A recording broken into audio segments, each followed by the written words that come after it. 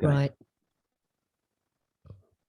So, Pete, I'm absolutely delighted to welcome you to the show today. We've got Peter Hoole, who is the co-founder of Cactus, the UK's leading agency growth consultancy. He's also acting CFO for a number of high growth agencies, and obviously the author of the hugely popular book Agencynomics, which has just been updated for the second time. And you couldn't miss a news feed report of someone reading it and finding it hugely valuable.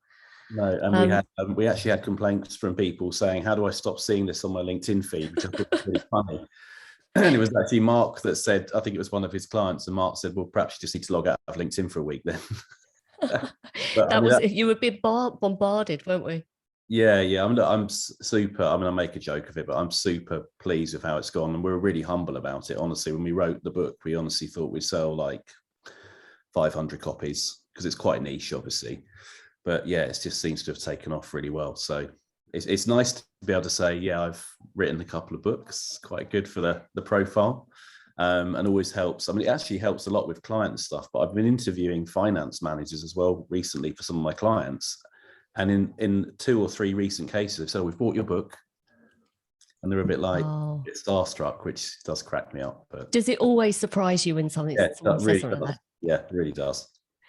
Well, listen, not only have you written the book, but of the biggest UK based community of agency owners is also of the same name, Agencynomics, which is something that you run with the Cactus consultancy. So, Pete, before we kind of dive into the questions, because I've got questions about the book and everything, would you mind just spending a few minutes just talking about you and how you help agencies? That'd be great. Yeah, sure. You mentioned the community. I think that's probably the starting point, really, is that we've been running Cactus now for around 10 years as an agency growth consultancy. And in the very early days, when Spencer and I left our full-time jobs after we'd sort of grown and exited our first business, we were pottering about, I would say, doing a bit of consultancy for friends and ex-colleagues who had agencies.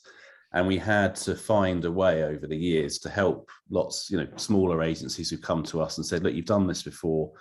How do we do this?" So we had the idea for a community a while ago, and we were looking at different platforms of how to do it. And we came across a platform that looked really strong.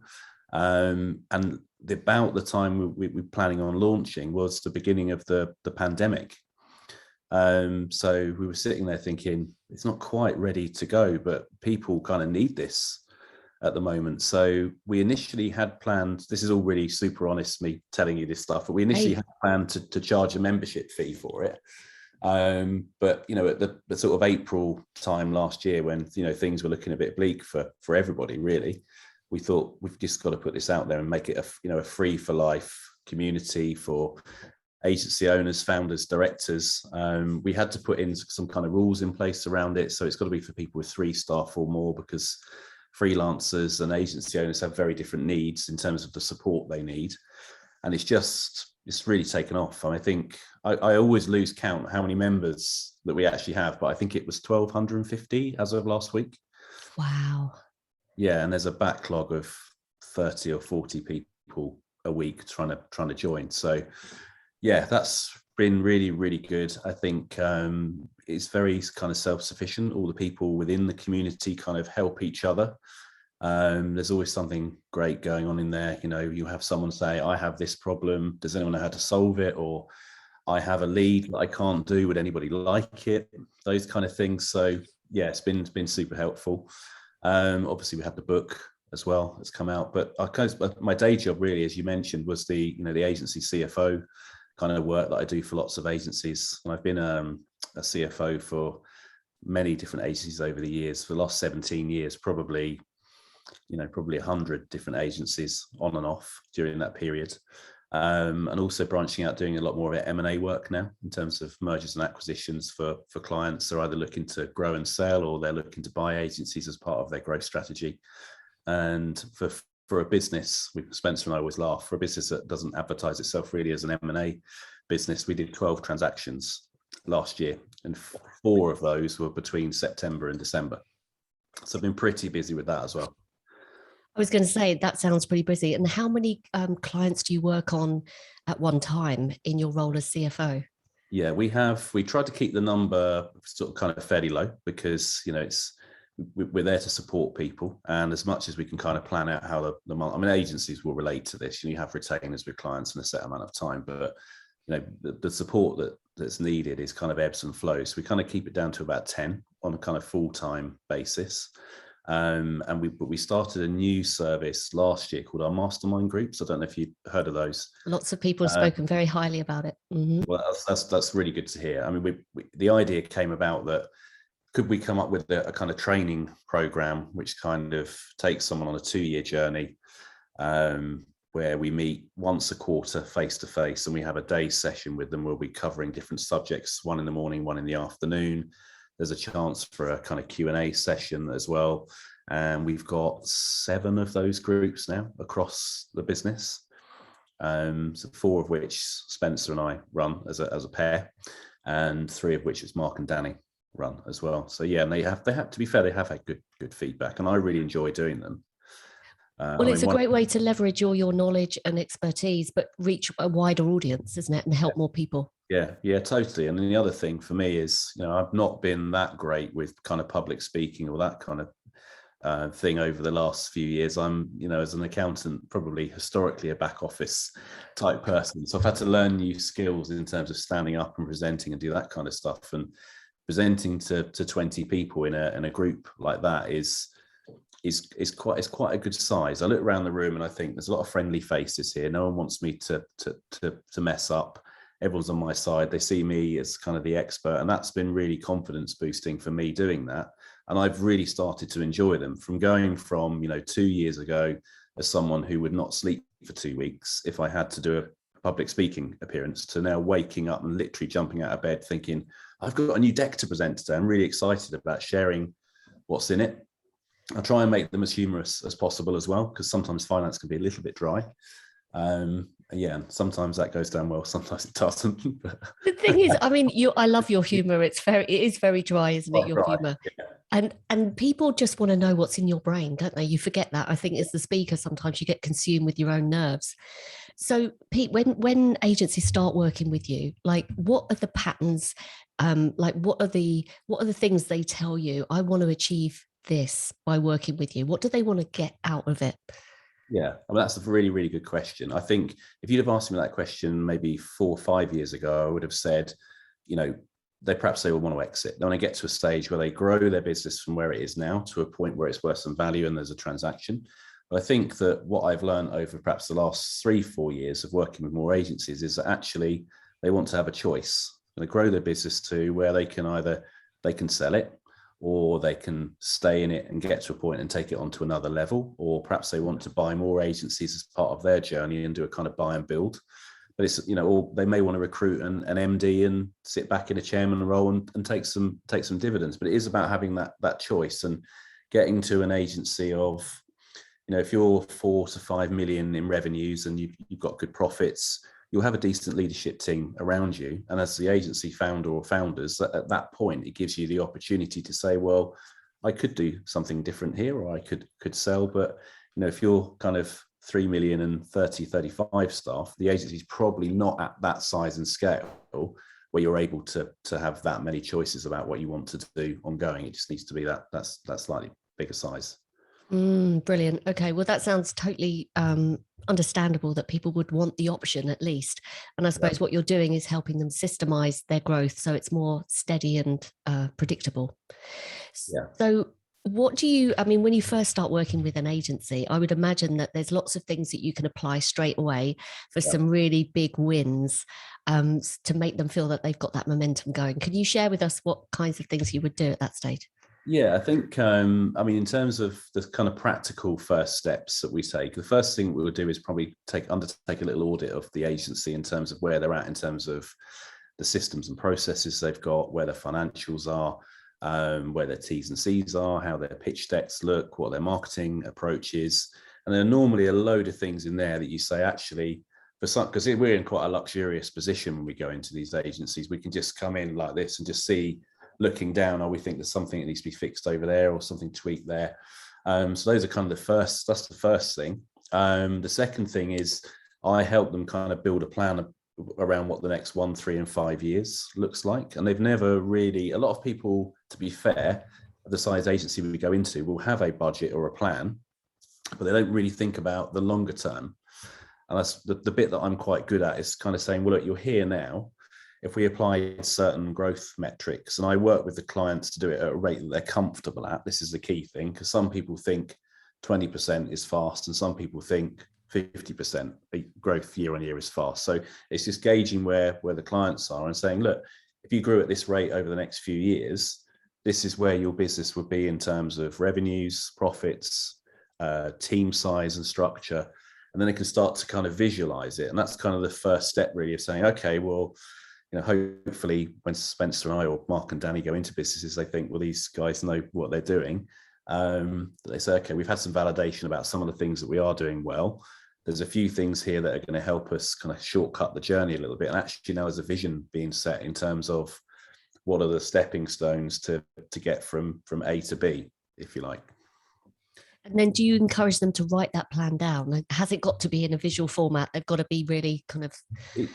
I would say it's horses for courses there. Some people are more visual learners. Some people will like a written plan. And there's two sides to a kind of growth plan, really. There's the numbers side, which obviously comes from me. And then there's kind of the kind of more documented plan, or kind of, these are the steps we're going to take to get from here to here. Or sometimes for some people, it's just a series of organograms, really, which basically says, this year looks like that. Here's my current vacancies, and these are the gaps that I need to get to the next level. And the following year will look slightly different in terms of have more maybe account management roles, more project management roles, etc., and a certain number of fee earners to fit that kind of revenue. So it depends really on the client in terms of what they want. I found that over the years, certain types of agency owners are more detailed than other types of agency owners. So people who run paid media or performance marketing agencies tend to be very heavily focused on detail, and they'll have lots of spreadsheets and controls in their businesses. And the more creative ones are less led by the numbers and more of a gut feel about where things are. I mean, it's a bit of a generalization, but I think I've spoken to enough types of those businesses now to get a feel for where the different personality types are. You said that it's really important for them to feel comfortable with the trajectory of growth. Do you ever find yourself thinking they're missing out on an opportunity here if they don't plan to grow faster, and do some encouragement? I do. And I think I've got a very good example of working with someone where making sure they were comfortable at the start was important. So we did I'll obviously remain nameless, but we did a workshop day with a client, it was about 12 months ago now, and they suddenly became a mastermind client. But this person was kind of very apprehensive about the growth rates. I think they had an impression that we would come in and start demanding 50% growth and, spending all their reserves on getting people on board. And we just said, look, whatever's comfortable for you, that's the most important thing. It's about building confidence. So this person set a modest growth chart. We agreed 20%. I actually had a call with him yesterday to say, well, how have you got on? He's achieved 30% in the first year, which means that he's almost probably 2/3 of the way through his second year plan. So he's almost accelerated his business growth by 8-9 months ahead of where he needed to be. And now he's saying, look, you were right. The confidence is there. It's been built. I can see how to do this now. But I think if we'd have pushed that person to have gone for the 35% growth in year one, I think they would have probably pushed back and just said, I can't do this. It's too overwhelming.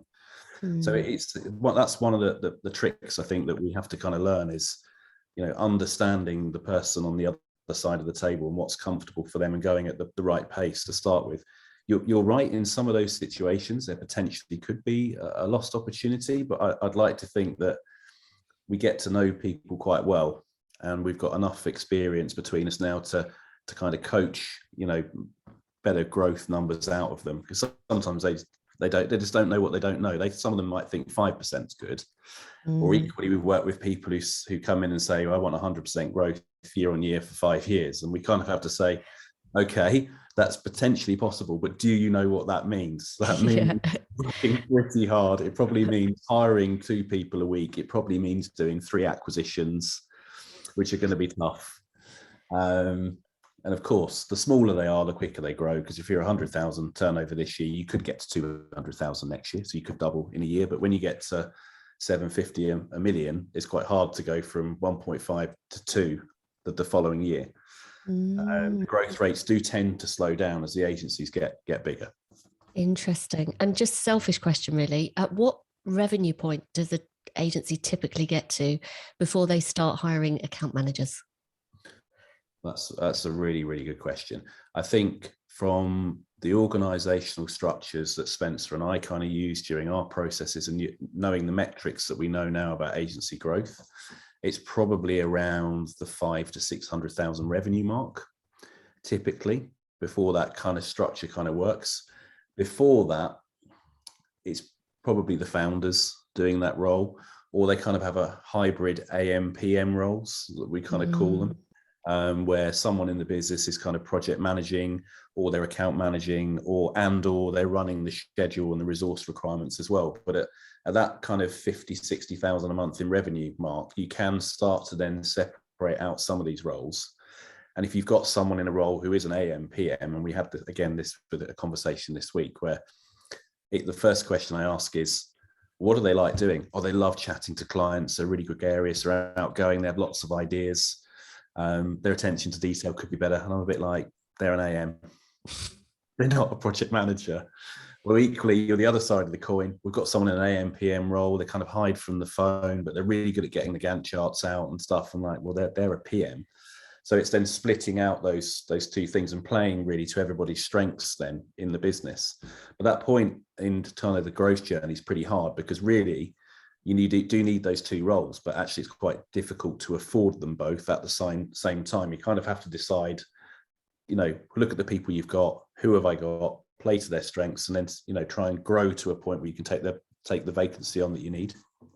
Great advice. And I'm glad you brought this up, actually, because it's one of these ongoing things that even though I deal with account managers with the title of big agencies of 5 million plus, they still have that hybrid role. So just in terms of, I mean, you've kind of already said it, but can you give me your views on the upsides and downsides of continuing to have a hybrid account manager PM role? Yeah, I think, for me, as I kind of sort of alluded to, I think they're probably two different personality types. So if you've got someone in a hybrid role, and let's assume it's 50-50 AM, PM, that probably means that at least half the time they're doing something they're not that comfortable with on the whole. There are some people who can do these roles. I mean, I could probably account manage and project manage, but if you said to me, had a gun to my head, I'd probably be the person that would rather stay in the office and project manage and not speak to clients and all that kind of stuff. So deep down, everybody's kind of one or the other. And I think that, again, it's about playing to the strengths. So the other thing is that, in my view, you've got account managers who are typically the sort of people that would say yes to a client. Yes, we can do this. And the project manager is kind of typically the one that it's not in a negative way. They say no, but they'll say it's going to cost more money or take more time. And they're not as quick to say yes. So if you've got a hybrid role with someone who's more of a PM, then you might find that your accounts aren't growing as quickly as they could do, but everything that you do get is delivered nicely. So you end up with longevity of client, but perhaps a slow growing account. On the other side of the coin, you might have an AM, PM role that someone who's really good at growing the accounts, but because the PM side is not as formalized as it would be with a full-time PM, the delivery is not as good. So they end up perhaps having a lower retention rate and a shorter lifetime of client. So that's probably, I don't know, does that sound too obvious? No, it doesn't. Reality, isn't it? It honestly, it's not obvious to a lot of people. And I still have the same conversation. So I'm really glad that you've clarified it like that and talked about the upsides and the downsides. I think that's well put. Yeah.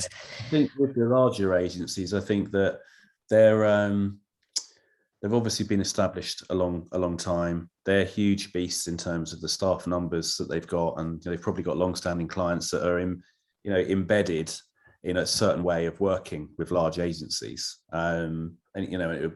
It's difficult for them to turn the ship around. I mean, we're lucky in the agencies that we work with. They're probably 15 to 50 staff. So when you go in with fresh ideas for process changes or improvements or structural changes, they're actually relatively easy to do. I mean, they don't happen overnight, but within 3 to 6 months, you could change an organizational structure, put in new processes, etc., and they work. Whereas I look at some of the bigger agencies and think that'll take years, if it happens at all. So I agree. Just out of interest, while you were talking, I was thinking, do you cover every type of agency? Because obviously there's multiple types of agencies with different specializations. Have you probably covered most of them? yes, I would say so. Yeah. And that's a question that we often get from prospective clients as well, when they say, you probably haven't worked with an agency like us before. And I'm on the face of it, I'm saying, well, enlighten me. Maybe not, but then we find that we have, typically. So yeah, I mean, we used to be, our agency was a design and build business. We did a little bit of performance marketing as well in a separate business that we had. And in the early days, I would say we had similar businesses gravitate towards us. Oh, you had this type of business delivering these services.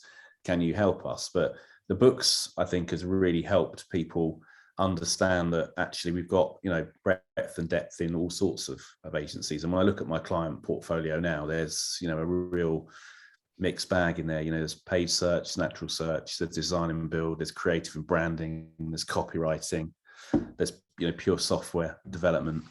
So, from everything. Really. Same principles apply. So when you start working with an agency founder, what are some of the biggest challenges that they always tell you they have when it comes to wanting to grow? God, that's a really, really good one. I suppose it comes to 3 or 4 areas. It's normally not enough leads, or we're not winning enough pitches.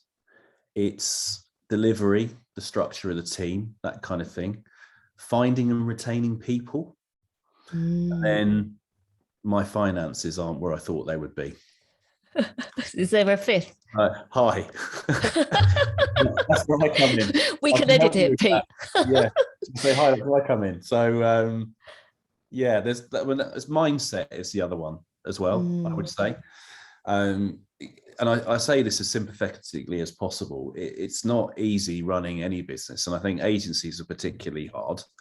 And if and I say this more about agencies where there's only one founder and they're the sole shareholder and director, they don't have business partners to share the stresses and strains with, and they end up having every problem come to them. I work with some clients where there are 3 or 4 founders, and one person is sort of managing people and culture, and another one's new business, and one's client services, and one's really strong in delivery and or finance. And they kind of sort of works across the 4 or 5 of them that, the load is shared. Whereas, I can think of one person in particular I've had a call with this week where they just hit on all sides of everything: people challenges, cash challenges, lead generation, clients not happy, etc., etc.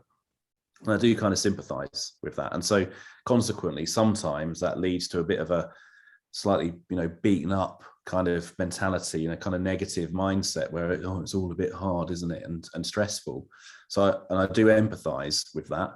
And so what we have to find is, if we were to help you take some of that crap away, is there a positive mindset person beneath that who can break through with some support and really grow the agency? So that's probably the biggest challenge, because I think that if you aren't able to kind of sit back and say, well, I am a positive person, like we can change things and can improve things, then it's probably not worth working with somebody like us, because we'll be making suggestions and observations, and you've got to be open-minded enough to receive them, digest them, process them, and then potentially put them in place to get the value from us.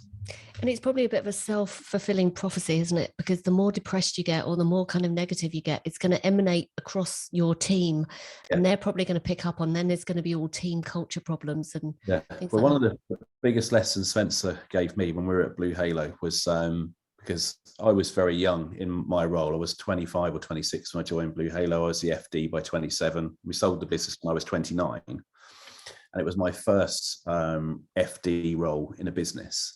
And I used to wear the stresses and strains. I'm the sort of person, you can read me like a book when you look at me. When I'm happy, sad, upset, stressed, whatever.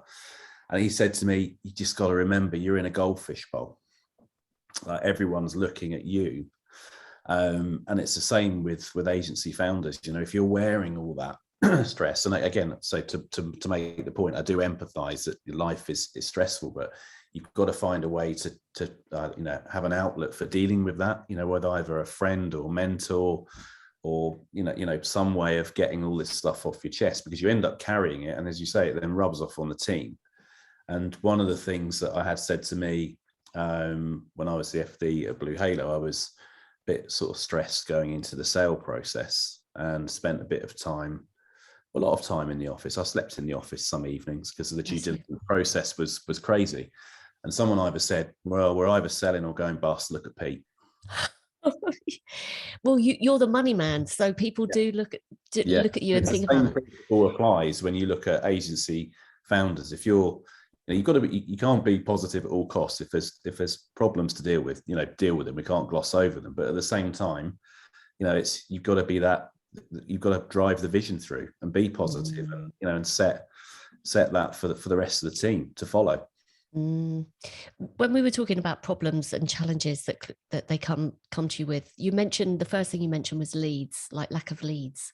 And do you, once you've started working with them, you've scratched the surface, do you start to uncover why is it that is it their lack of prospecting? Is it they've got the positioning wrong? What's the reason typically that they don't have the lead? I'll tell you why I laughed when I said it first, because it would make more sense. But when you said, what are the things they come to us? You know, the growth is leads generally. It's more clients paying more money, etc. But the reason I laugh is right now, as we're recording this, most people are fairly busy. They wouldn't be able to take on more leads because they can't find resource. But over the last 10 years, it's typically been leads. I think the most common thing that I find when we go into businesses, and remember they're kind of a certain size, a sort of 15, 20 staff, is they have no internal marketing going on. So they have a founder who perhaps is more focused on business development as a new business, and they might have some internal creative, but that person, or they might have a new business person in the agency, they're kind of expected to bring in leads and take them all the way through. And what they don't really realize is that sales and marketing are kind of two separate functions. So for me, the marketing function is someone who creates event, content, activity to drive leads, which a new business or sales team can follow up and drive through and close into an opportunity. Again, they're two separate skill sets. So if people say, oh, I haven't got enough leads, we then say, well, where's the marketing plan? And agencies are the worst people for doing their own marketing. Yeah. They tend to be working on all their client stuff all the time. So that's probably the biggest thing.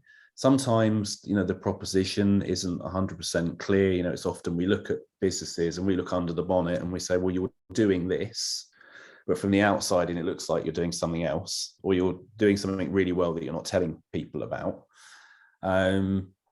Or they tend to be, and this goes back to kind of the personality types in the business, but they're either really good at winning new business, but a bit crap at keeping it because their delivery processes are a bit shoddy, or they're so good at looking after and retaining clients that they don't often find the time to go out and think to find new business, because they probably think, well, we don't really need that much new business because we keep our clients so happy. But it's about finding a happy medium, which is, you know, having enough new business coming in to keep the team excited and motivated, and also, you know, to some of those ideas to rub off on the existing clients, but, you know, not so much that the business is on fire, or enough where actually, you know, you don't do any new business stuff and you rely on your existing clients, and over a 3, 4, 5 year period, they will all go, because the average life cycle of the client, you probably know the exact number, but I reckon it's 2 to 3 years, probably on average at best.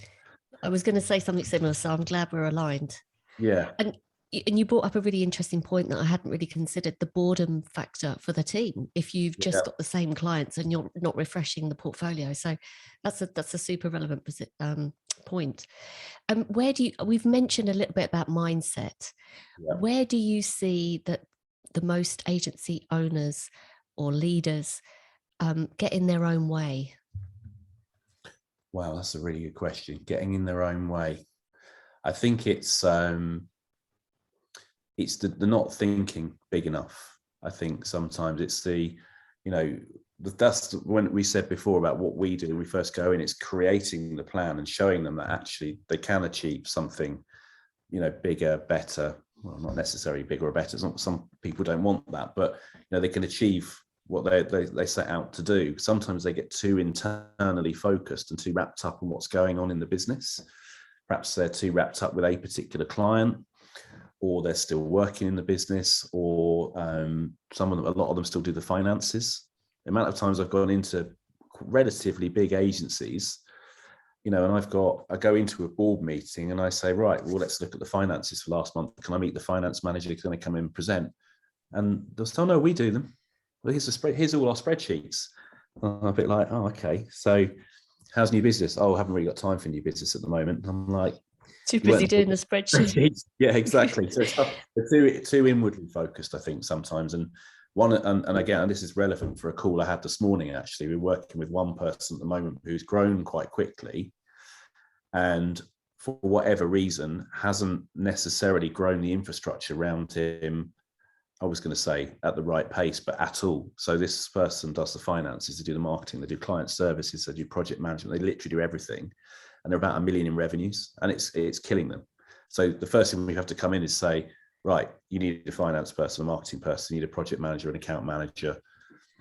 So that all that stuff's going on at the time, but he's in a space running his agency at the moment where it's quite an exciting space and there's lots of leads coming in, but he's been too internally focused on the clients and delivery to think about what his business should look like. Do you find that many people don't want to let go of the reins? I mean, is that a problem to actually employ someone else to take over? Yeah. And, let's be honest, I've been in this situation myself. It's scary. Okay. So you get to a place where you think, well, I'm pretty comfortable with what I do. I've got some clients over here who are happy. Everything's ticking along. And then you get to a place where a few more things happen and it gets out of control, and it's scary to hand over. Imagine, you're an agency owner, is it £300,000-400,000 at the moment? You're probably running all of your clients. They all know you really, really well. You probably win most of the pitches you go to because you're a lovely person, but you don't pitch that often because you're busy with the clients. And then someone like us comes in and says, look, you need to start delegating some of this stuff away. You need a finance person to come in. And the first thing they say is, well, how do I know if I'm going to trust them? And it's like, well, look, you've heard difficult stories about this stuff, but there's systems and processes we can put in. Or aren't all finance people just a bit boring and, won't be a culture fit? And it's like, well, no, but we can find someone who's a culture fit. And it's the same with, if they need to hand over the reins of their clients to an account manager. I get it. It's not easy to do that, but sometimes you have to kind of trust the process, take a leap of faith. You don't have to abdicate all responsibility in one go with everything. If you're in a situation where you are, hiring your first account manager or project manager and you're handing over, then do it at the right pace. Build the confidence between you, because the person coming in doesn't want to screw up either, because they're going to lose their job. Or they're going to feel like they're going to lose their job. So if you've got 10 clients, you don't land them all on day one and say, see you later. You go, well, look, here's 2 or 3 you can help with now. Let's get up to speed with those and make it a gradual process. It's like any change, isn't it? It's better to be done over a slightly longer period of time and get it right, rather than trying to rush it through and mess it up. Yeah, everything you were saying just there actually resonates, because I've been looking at hiring people to help me with the training delivery, and I feel exactly the same. It's a trust thing. It's, so lots of people probably go through the same thing, don't they? Yeah. Let's turn our attentions to the book, because as we said at the beginning, it's been so valuable. Everyone's talking about it. Yeah. So have you got a picture of it? That's the one. I don't know if anyone's ever seen this before, have they? Sorry. Honestly, it was like my news feed was just with all of these pictures of the book. Yeah. Huge congratulations, because you've just launched the 2nd edition. So a couple of questions, really. First of all, why did you write it? And why did you update it? Basically, sorry, I just struggled to get that one out. Oh, no, it's fine. So the reason for writing, I can't actually remember the reason why we wrote it in the first place. And if you read the first edition of the book, we actually started writing it in about 2012. And I think Spencer and I were thinking initially that we used to go on lots of long car journeys. And on the way back, we'd have a writer ring us and say, okay, you've asked me to call you tonight to talk about cash flow, tax planning, blah, blah, blah. And I would just talk. And this person would write as I was driving. It was a way to kill the time. We were going to use it for content, for LinkedIn and that kind of stuff. But we were and this went on for about a year, I suppose. And it was about 5 or 6 years ago. No, maybe 5 years ago. We said, we must have enough material written somewhere that's, it could be a book. So found the copy in an old Google Drive in an old email address. It's still there. There's like 170 pages of content. And we're like, yeah, there's a book here. This would be really good to get out and finish. So, the idea of the book, I suppose, for anybody that writes a book really is to kind of share the knowledge that you have and the experience that you have with, as many people as possible. I think for us, I often joke, perhaps I shouldn't joke about these things sometimes because I've got a bit of a dry sense of humor, but the book is £20. There's definitely more than £20 worth of value in there. And after paying Jeff Bezos to print it and market it for us, Spencer and I get £1 each. Is that all? Yeah, so we're helping Jeff with his rocket business at the moment. That's the way that we have it. Fund that. Wow. So it hasn't been a way for us to make money. It's not about that, but it's a great way for people to have a first touch point of who are Spencer and Pete, what do they do, what do they know. And the first book, I think, we were proud of it, pretty pleased with it. But there were a few things that happened over the last 12, 18 months. We thought, we probably should update the book now because some of the things aren't as relevant. In the first edition of the book, we had a chapter in there about, how it was perhaps important to have a London presence, for international clients. Everyone knows where London is. And if you're slightly more regional, as we were as an agency, that would be useful. But the pandemic, put a torpedo into that. So we thought we'll update the book. So there we are, booked out, I think 10, 12 days, early part of this year. Won't take too long to update the book. Once you get into it, ends up being a total rewrite because you suddenly start reading what you've written and thinking, I wish I'd said this as well or added this. And we've learned this since we last wrote the book. So it's now 50 or 60% longer than it was before. And now I'm really, really, really pleased with it. I think I found perhaps Spencer more than me. Spencer found it difficult doing the first edition of the book. I did as well to a certain extent, but the second time I really enjoyed it. I can't really give you put a finger on why that was. I think one of the reasons is perhaps that there wasn't so much pressure for us to kind of do it in order. I remember writing the last one feeling a bit like we've finished chapter 1, let's move to chapter 2 and chapter 3. And this one was a bit like, look, we've got a week this week. We probably need to do these 4 chapters. Where do we want to start today? What do we feel like talking about? So then you go into it in the right mindset of something had happened the day before that triggers a thought process that you just think, well, I'm going to get that down on paper. So it just felt much better this time. We had more support around us as well this time because having been through it before, you learn that, even with 2 proofreaders last time, there was still loads of typos. And anyone with a copywriting business was messaging us just saying it's really bad. It's littered with typos. I'm making it sound worse than it was. But this time we were like, okay, we're going to get, proper typesetting done, proper copy editing done, proofreaders, etc., etc. So that was learning the lessons from the first time because normally you just think, how hard it can it be? You've just got to upload it to Amazon and it'll sell, put a cover on it and it will sell. Turns out it's a bit more than that. Absolutely. I mean, you've shared some really good tips actually. And I love, which I think is genius, that you got someone to phone you and you just spoke to them and they transcribed. I mean, what a brilliant idea. Anyone listening to this that's thinking about writing a book, that's a fantastic leverage of time, isn't it? Absolutely. Yeah. I mean, for us, it was dead time. I mean, in the early days, we had clients in Liverpool, Manchester, Birmingham. And yeah, sometimes we went on the train, but sometimes it was just easier to drive. And then you end up with that time after the meeting where you think, God, I've got a 4-hour journey home. There's only so much Ken Bruce you can listen to on the radio or whatever. What am I going to do? And this was a great way to utilize the time. And we've worked with a couple of clients recently who said, look, I think there's a book in me. I've got some really good content. And they found it hard over the last 18 months because we don't necessarily have that time anymore, if that makes sense. We've kind of got the impression that we've got more time, but actually I think we've got less.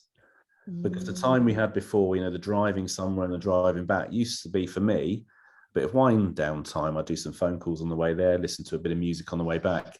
And now that time is taken up with, we're busy. There's more client work, we're doing writing content, podcasts, etc. So finding your way to do that is challenging, but it can be done. What do people tell you is the most kind of useful part of the book? Do they tell you that? I don't know. I think to me, they might say, the cash flow bit's really good. Because it's you. Yeah. They're saying, the lead and the marketing stuff's really good. I think typically we get the sort of, the average response we get is there's some really good stuff littered through it. A lot of it I already knew, but it was a good refresher or validation of what I'm already doing. Plus I picked up 3 or 4 tips. Occasionally we'll get someone who'll say, I'm on my second copy because I thumbed through the last one so much. There were so many notes and post-it notes in it, I've had to buy another one. So that's nice to hear. Yeah, and then occasionally we get the odd 2-star review, which sort of like that. Yeah. They really wound though. He's like, this is really upsetting. I really take it personally, but I've learned not to. You've got to, haven't you? Because there's always going to be one. There's always going to be a handful of people that you can't appeal to everyone, can you? Exactly. We've sold 7,500 copies in 3 years now. So it'd be amazing if they all found it incredible, wouldn't it? Well, it would be a bit suspect if there wasn't any negative reviews. Exactly. Let's put it like that. Yeah. Pete, could you spend a few minutes talking about how you help agencies sell? Because there might be agency leaders listening to this that think, that's actually something that I want to do. Can you just give us a few highlights on how you typically help agencies? Because you mentioned how many you'd helped just over the last year alone. Yeah, I think, to start the conversation with, my process is probably a little bit unusual because most of the people I work with, I form strong relationships with them because we're going through what is a stressful time, and I end up giving a crap about them, their families and their businesses. So the feedback I often get from my M&A work that I do is, Pete was really there for me. Like, it's a difficult and stressful process. I'd never done it before. I hadn't realized that there was going to be so much pressure or information needed. And I've done it a few times before. So for me, it's water off a duck's back. I can go in and say to the client, because most of them, look, even if you're an experienced agency owner, if you've sold a business before, then you are definitely in the minority. Nobody normally has done this process before. And you get to hear anecdotal stories from other people. And normally they're, oh yeah, it's really easy and I made loads of money and I walked off into distance. That's normally bollocks, because the reality is it's normally stressful, difficult. You end up feeling a bit deflated at the end of the process, even though you've got a big check. I've never celebrated a deal because everyone's too knackered at the end. They just go, oh, great. So I set the expectation with people, it's going to be hard, but there's a process we're going to go through and I'm going to be here to support you. So it depends on where I am in the process. Sometimes I've been wheeled in at the negotiation phase. Sometimes it's a due diligence phase, but a lot of the time it's right at the beginning where people say, we're sort of getting to the size now where, we're thinking about selling the agency. First of all, what's it worth? So that's the first kind of question. Second of all is, what do I need to do now to maximize the value? Protect the team is something that often comes up, because I think if you're a founder listening to this, you're probably thinking, well, yeah, I want to maximize the value, but you're also probably thinking you do give a shit about your team and you want to look after them. And if you're an employee listening to this, you're probably thinking, well, surely the agency owners don't really care. They've sold, they've got their yacht, their Ferrari, whatever. That's the impression they get. But most of the transactions that I go into, the first thing people say is, I want to make sure my team looked after. There has to be a cultural fit. These people must be protected in the business because they're on short notice periods. I need to make sure they're on longer notice periods, that kind of stuff. So it's coming up with all those things and then taking them through that kind of end-to-end process. So that was a bit long and rambly, wasn't it? But that's kind of no, not at all. You my had own. me hooked. Yeah, I mean, the two transactions before Christmas are two bigger ones. One of them, I met him randomly. I mean, he only lives about 50 miles from me, but I met him at South by Southwest one year. And we got chatting, became good friends, played golf with him occasionally. And he rang me September, October last year and said, I'm thinking about selling. I've had 3 or 4 people, sniffing round isn't the right kind of phrase, but interested in the agency. Can you help me? And I said, yeah, okay. So I helped him with the negotiation, helped him with the deal structure, helped him with all the legals, helped him get the due diligence across. I suppose the biggest win for him there, and this is quite a complicated process to kind of explain on a podcast, but the profit in your accounts isn't normally the profit you sell for. There are adjustments that have to be made to that profit to make it presentable to the acquirer. And if he's listening, he'll know exactly who he is. But he had his partner on the payroll. He put a few foreign holiday trips, snuck the flights through, and this kind of stuff. And I said, you need to tell the other side this, because you've deliberately suppressed your profits this year because you put some personal expenses through, which aren't going to be recurring next year. And he said, oh, isn't this going to look really bad? I'm like, well, no, you've paid tax on it all. It's fine. This is custom and practice for a business owner in the UK. This is what people do. So readjusted the profits. We found about £120,000 worth of costs that were non-recurring, which added 1.1 million to the value of his agency. So he loves me now. God, I can imagine. Yeah. So we're still really good friends. Surprise, surprise. And the other business that I sold was, people I'd worked with for 10 years, and the real realization of their dreams, a business that when I left Blue Halo, I set up my own accounting business. And this is the bit between when I left there and joined Cactus. And they were one of my first clients. And one of the guys that ran that business worked with me at Blue Halo. And their turnover when I joined was about 100,000 a year. And we sold, it was 7 million. I've been on that journey with them for 10 years as their accountant. I used to go in once a month and do their payroll and their VAT returns. And then as their CFO.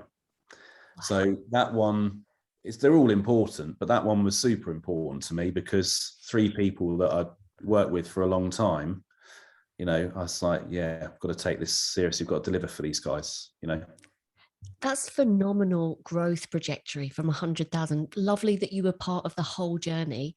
Yeah. What was their secret to successfully kind of consistently growing? That's a really good question. I think we had the 1, 3, 5, and 7 year plan with them, and there were years where they were slightly ahead and years where they were slightly behind, but they stayed the course with the plan. There were a couple of times we had to make course corrections in terms of what we were doing with regards to our new business approach, or that the overhead had crept up in comparison to where the business growth was. But predominantly it's sticking to the plan. And we actually looked at this about 6 months before the business sold. We said, well, let's get that old document out that we used to refer to, jokingly, the 1, 3, 5, 7 year plan. And I think we must have been about £100,000 or £200,000 out at the end of 7 years versus where we thought we'd be in terms of revenue. Wow. I so think that's probably luck. Do you know what? But it's, I mean, having a plan and having people externally looking at you and supporting you and holding you accountable, I think the proof is in the pudding there. And I bet you there's agency owners listening to this thinking, wow, I've been struggling to make any traction with my growth, and maybe it's now time to invest in some external help to kind of help me keep me accountable. It's the accountability. I mean, that's often and we often ask people when we first work with them, how do you want us to be? Because some people want drill sergeants. And we've had feedback before where you haven't bollocked us enough. And we're like, well, we've only known you 4 months. You've got to just go straight in for the, and some people find our approach a bit too sharp sometimes. So it's just we had feedback once from a client. I think we just signed them off. We'd met them for lunch. they'd done their DD on us, they'd appointed us, and then one of them rang and said, we just need to give you this feedback. He said, I'm due to the way I was brought up, I need to receive feedback in a certain way. And that was super, but he'd obviously had some challenges around parenting, that kind of stuff when he was younger. I was like, I really appreciated that phone call, because we, not knowing that, the relationship would probably have ended fairly early on, because the other three were just saying, give me the feedback, we just want to know what we want to crack on, and just tell us how it is. And the other one needed to hear it in a different way. So it's, finding out those things sometimes is super useful as well. Fair enough, isn't it? It's that open communication. Yep. So, Pete, I know I'm conscious of your time, so I just wanted to squeeze in a couple more questions. I want to kind of ask you your opinion on kind of the future of agency growth. Like, where do you see the opportunities for independent agencies in the future, and do you see anything changing? Well, that's a really, really good question. I mean, in terms of the opportunities for independent agencies, I think the biggest opportunity they have is that they're all, and I say this with the greatest respect, in comparison to the network agencies, they're all relatively small and nimble, and they can pivot into new service lines, new geographies, new sectors quite easily. So that's their big advantage. The thing that everybody needs to watch out for is, finding talent.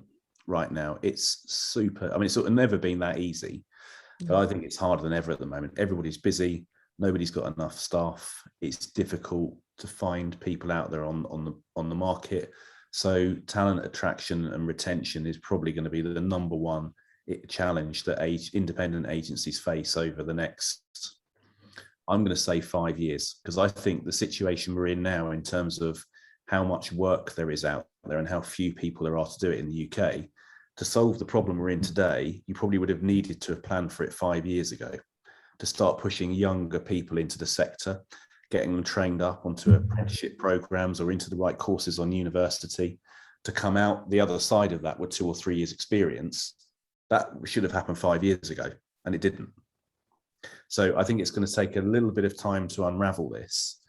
I don't know. That's quite a big statement, isn't it? Well, I'm shocked that you can see, like, you think it's going to carry on for 5 years. I mean, that's really valuable for anyone to know. I'd be happy to be proved wrong, because it's going to make my life easier as a non-exec for 5 years if it doesn't happen. but I think the people that are really, and I say really, focusing on retention and attraction, when I'm really doing it. Like, I work with a client this week who's really doing it. Like, he's got someone in to look at his people and culture and do a bit of an audit, and they've said you need to sharpen up here, here, and here, and actually go beyond what I'm saying. He's doing that in his agency. It just seems like, what's the, and he looked, and it's always horses for courses, isn't it, in terms of benefits. He's got a slightly more mature team in that they've maybe got families or children at university, given the service he's got. And he's like, okay, well, what's important to these people? More enhanced employer pension contributions, the healthcare side, death in service policies. Some of these things don't sound very exciting, but what this owner is saying to his team is, I care about you and your family, and if anything happens to you, we're going to look after you. And that's important to those people. So it's just using that as an example. If it's younger people, what's important to them? Well, it's providing them a place where they can learn and get more experience and feel supported in that way, and showing them a career progression path that means that at some point they may be able to have their own homes, and there's opportunity for, if they want to run teams of people, if they want that kind of experience. It's providing those opportunities. So those are the big challenges for me. It's, well, you jokingly said earlier, what are the 4 or 5 things? Sorry, I was joking about it, wasn't I? The 4 or 5 things. I laughed when I said lead generation, because when I look at the 10 years period that I've been doing this as a non-exec, that's been the number one thing. But in the last 10 weeks, it's been people. So, but I don't think that's gonna change. I really don't. I think it's, it's gonna be tough out there. Wow. So the agencies that win really are going to look after their own people. And in terms of attracting new people to their team, any tips or anything that you've seen that's working really well? Well, I think that's a whole podcasts in itself, I have to say, but it comes down to one word, which is culture. The ones with the best culture are the ones that retain and attract the best talent.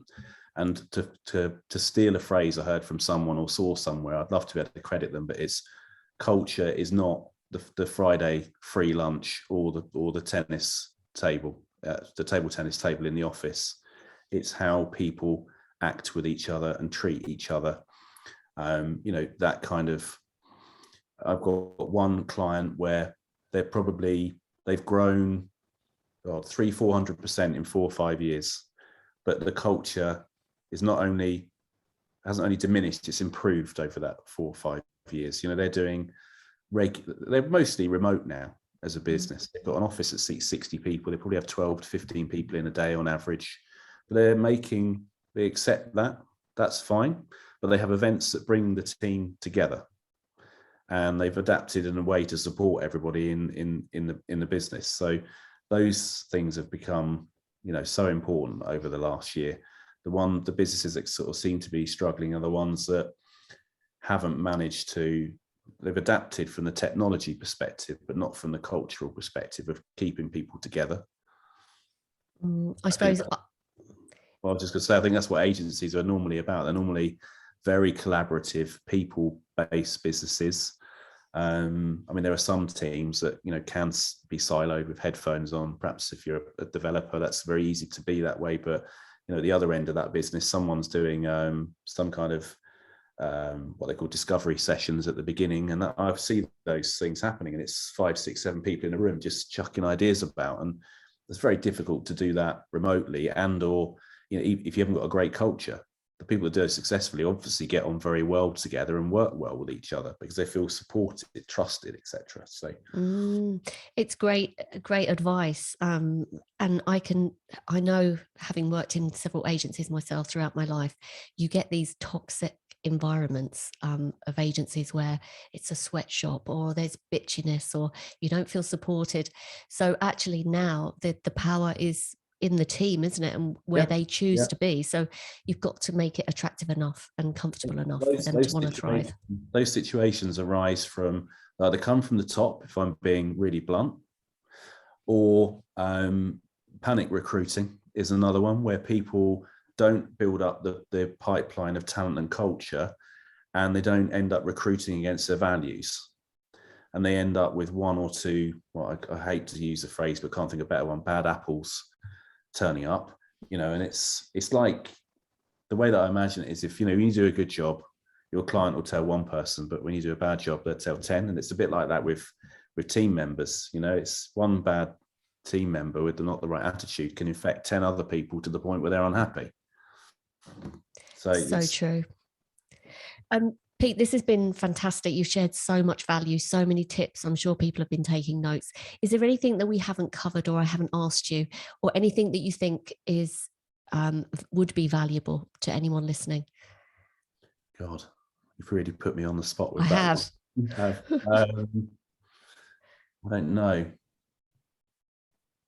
I'm sorry, mine's gone blank. No, don't worry. That was totally putting you on the spot badly there. We've covered most of the things I wanted to cover. So thank you. I just want to say huge thank you. I'm just trying to squeeze you dry because I've got a couple of minutes. No, that's fine. I love being interviewed. Do you? When I do my own podcast, I find it really, really difficult because I'm trying to listen to what they're saying and absorb it.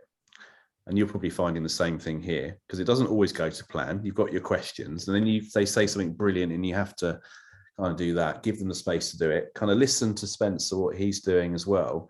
And I sort of feel a little bit like, well, I have felt like a rabbit in the headlights with it a little bit. I'm getting more comfortable with doing them, but when I've been interviewed, I've just found it, I'll just go, well, I can talk. So someone's interested. Brilliant. Oh, no, I'm really glad that you feel comfortable. Audience. I feel a bit the same, honestly. And it, like you said, it takes practice, doesn't it? And I mean, I haven't even started. I haven't even got started, really. I've done 46 episodes now. And do you know what? I've had some good feedback, which I'm sure you have as well. But I also want the bad feedback as well, or the critical, the constructive feedback. Yeah. And someone said to me, and I'll give him a shout out. Oh, maybe I shouldn't. No, I won't say his name. I said, tell